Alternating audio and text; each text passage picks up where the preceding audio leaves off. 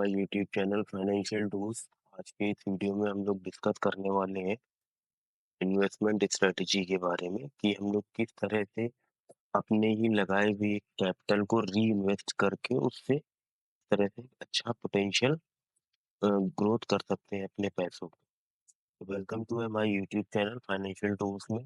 और प्लीज आप सभी से एक बार रिक्वेस्ट है मेरी स्टार्टिंग वीडियो में ही कि प्लीज कमेंट जरूर करिएगा वीडियो के लास्ट में। लास्ट तक देखने के बाद कमेंट करिएगा, भले अच्छा करिए या खराब करिए लेकिन प्लीज कमेंट जरूर करिएगा वीडियो में। ठीक है, क्योंकि आप लोगों के कमेंट्स आते नहीं है तो थोड़ा सा अच्छा नहीं लग रहा है काफी टाइम से। तो बात कर लेते हैं कि हम इन्वेस्टमेंट स्ट्रेटजी के बारे में कि हमारी ये इन्वेस्टमेंट स्ट्रेटजी है कि फाइनेंशियली ग्रोथ है। अगर हम लोग अपना कोई भी एक अमाउंट पकड़ लेते हैं, लेट सपोज 10,000 रुपए को इन्वेस्टमेंट करते हैं। ठीक है, एक छोटी सी इसमें हमने यहाँ पे ये गूगल से ही निकाली हुई है। मतलब एक आपके लिए थ्योरी है, reinvestment is a powerful tool for a financial growth. बिल्कुल ये 100% सही है। ये बहुत बहुत बहुत पावरफुल टूल है अगर हम इसे सही तरीके से यूटिलाइज करना जानते हैं तो। इससे आपका इन्वेस्टमेंट धीरे धीरे करके बहुत अच्छा, मतलब एकदम से सडन, मतलब इंट्राडे ट्रेडर्स तरह नहीं कि मतलब हम सोचे 10,000 रुपए लगा करके अगले 1 महीने के अंदर 1 करोड़ रुपए बना लेंगे।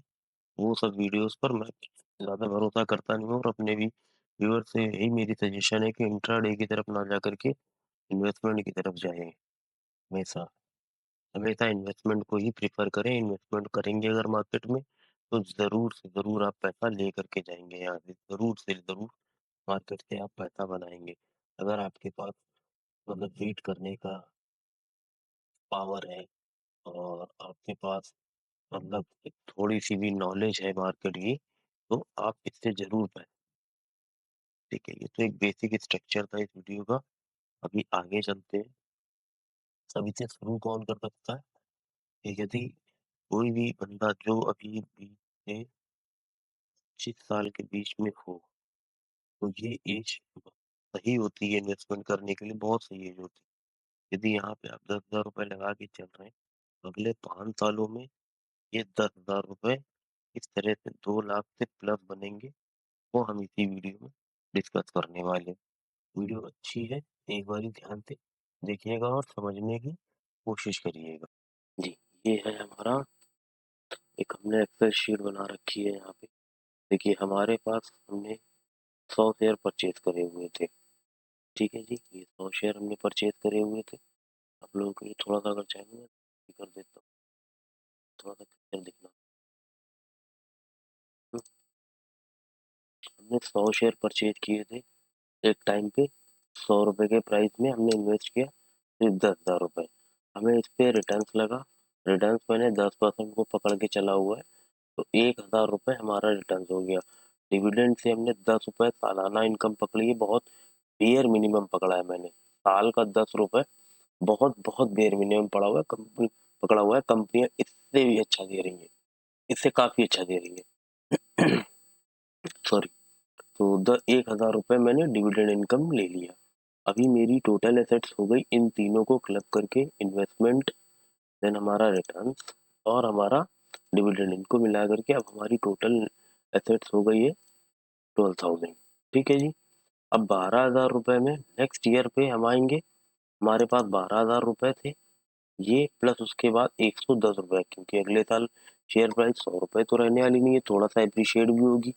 110 रुपए, 110 रुपए के हिसाब से 12,000 रुपए वो जी। और एक ये हमारा टोटल अमाउंट यहाँ पे 23,000 हो गया। 23,000 पे सेम हमने रिटर्न पकड़ा है 10%, ना बहुत ज्यादा ना बहुत कम। कंपनियां इससे भी अच्छा रिटर्न देती हैं। आप गवर्नमेंट कंपनीज में जाएंगे या लार्ज कैप कंपनीज में भी जाएंगे तो 10 से 12% का रिटर्न सालाना बहुत आराम से मिल जाता है। तो 2300 के आसपास हो गया हमारा। डिविडेंड इनकम हमने सेम पकड़ी हुई है जी 11 रुपए के हिसाब से। थोड़ा सा इनकम मतलब रिटर्न हमारे अच्छे लगे तो डिविडेंड इनकम भी कंपनी ने अच्छी दे दी, 1,100 रुपए। ये जी हो गया हमारा 26,400 रुपए टोटल असेट। इस तरह से हमने सिर्फ 5 सालों में, सॉरी 6 सालों का हमने ये निकाला हुआ है। फर्स्ट, सेकंड, थर्ड, फोर्थ,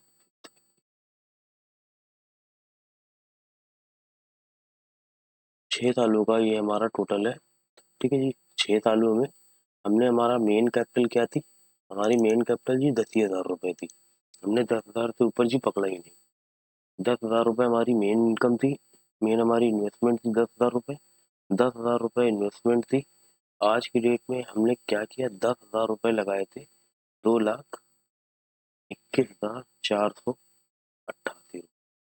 कोई रिस्क नहीं है, कोई वो नहीं है। आपको आराम से डिविडेंड आ रहा है, आप उसको इन्वेस्ट करिए। ठीक है। अब इसी को अगर आप डिविडेंड के ही सहारे नहीं रह करके आप एक जर्नल वे में इन्वेस्टमेंट करना चाहते हैं, तो उसके लिए भी मैं आपको नेक्स्ट स्लाइड में थोड़ा सा समझा देता हूँ एग्जाम्पल के तौर पे कैसे करना। जी, मान के चलता हूँ कि आप जो है उसमें नहीं जाना चाहते हैं और डिविडेंड के अलावा आप ये सोच रहे हैं कि नहीं, डिविडेंड इनकम नहीं, कोई एक ऐसी कंपनी अच्छी पकड़ते हैं जो रिटर्न अच्छा देती है, हमें उसी को री इन्वेस्टमेंट करना है। तो मान के चलता हूँ मैंने कोई ए बी से कोई एक ए कंपनी पकड़ ली। ठीक है, जिसमें हमने 10,000 रुपए लगाए थे। बहुत ज़्यादा नहीं, उसने साल के एंड में, ईयर एंड पर उसने हमें 10% का रिटर्न दिया जी। हमारा 1,000 रुपए का रिटर्न बना। अभी हमारे पास 11,000 रुपए है। हमने क्या किया? सौदे को यहाँ से सेल आउट कर दिया। ठीक। लेकिन नेक्स्ट ईयर तक आते आते ए कंपनी का शेयर प्राइस आपने मान के चलिए 100 रुपए में जो लिया था, वो आज की डेट में 110 रुपए हो गया। तो जब आप यूनिट्स परचेज करेंगे तो आपको 100 यूनिट्स तो वो मिलेंगे ही मिलेंगे, प्लस जो आपने 1,000 रुपए आपका जो आया हुआ है उसके हिसाब से आपको 10 यूनिट्स और मिल जाएंगी। तो आज आपके पास 110 शेयर हो गए। 110 शेयर। अब इन 110 शेयर में आपने इन्वेस्टमेंट कर दिया अपना 1,000 रुपए, यानी आपकी इन्वेस्टमेंट वैल्यू हो गई 11,000 रुपए। ठीक है, इसी को आप री इन्वेस्ट करते चले गए और नेक्स्ट ईयर जब आप आए तो आपके पास इस पे भी 10% का ही रिटर्न मिला। मैं पकड़ लेता हूँ 10%, बहुत ज़्यादा नहीं ले रहा हूँ, सिर्फ 10% पकड़ रहा हूँ। तो ये आपका हो जाएगा 11,000, 1,100 रुपये सॉरी, अगर हम 10% का ही रिटर्न पकड़ते हैं तो। इसी तरह से ये काम करता है 1 2 3 4 5। अगर इन सालों तक, लेकिन हमारी जो कैपिटल थी वो 10,000 रुपये ही थी, तो हमें ऐसे 4 से 5 स्टॉक्स को आइडेंटिफाई करना है, उन पर रिसर्च करनी है थोड़ी सी कि कौन सी ऐसी कंपनियां हैं जो हमें सालाना, ईयरली अच्छा खासा रिटर्न जनरेट करके दे रही है 10 से 12%।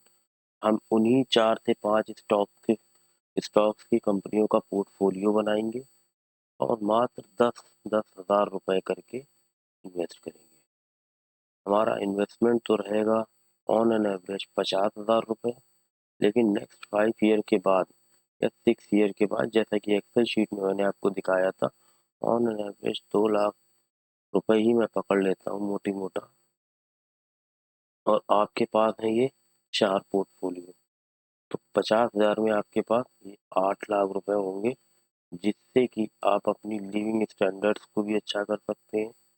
इसको स्टार्ट करने की जो एक सही एज है वो 22 टू 25, क्योंकि इस बीच में अगर आप अर्निंग हो गई आपकी, यहाँ से अगर आपने 20 साल के बाद आपने थोड़ा बहुत भी कमाना शुरू कर दिया, कुछ लोग ट्यूशन से भी कमाने लगते हैं, आजकल बच्चे पढ़ाने लग रहे हैं ट्यूशन, तो उससे ट्यूशन इनकम उन्हें आने लगती है।